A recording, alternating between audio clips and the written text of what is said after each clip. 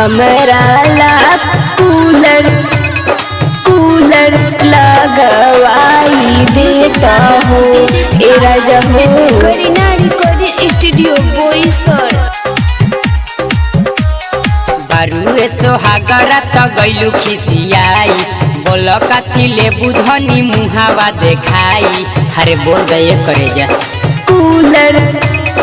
बारुए सोहागरा त गइलु खिसियाई, बोल कथी ले बुधनी मुहावा देखाई।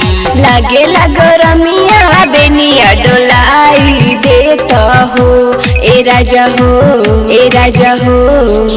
हमरा ला कूलर लगवाई देता हो ए राजा हो।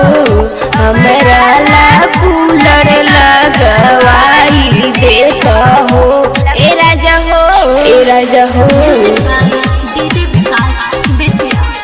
कूलर। आप सुन रहे सिंगर साजन सिंह दीवाना। आज के रतिया जरो कबू जवानी मोरा तुर दी है खूंटा। कूलर। होके द बिहाना लगवा देबो, रात भर करे द न छूटा ए राजा हो। आज के रतिया जरो कबू जवानी मोरा तुर दी है खूंटा। होके द बिहाना लगवा देबो, रात भर करे द न छूटा। बेली गंगा फुलावा से सेजिया सजाई देता हो ए राजा हो ए राजा हो। हमरा ला कूलर लगवाई देता हो ए राजा हो।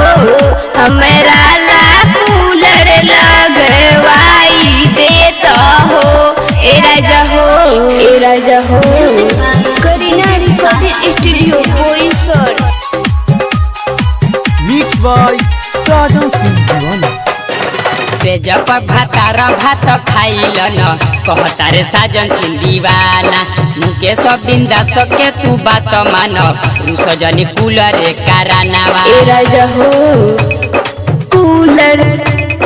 से जब भातार भात खाइल न कहता रे साजन सिंह दीवाना।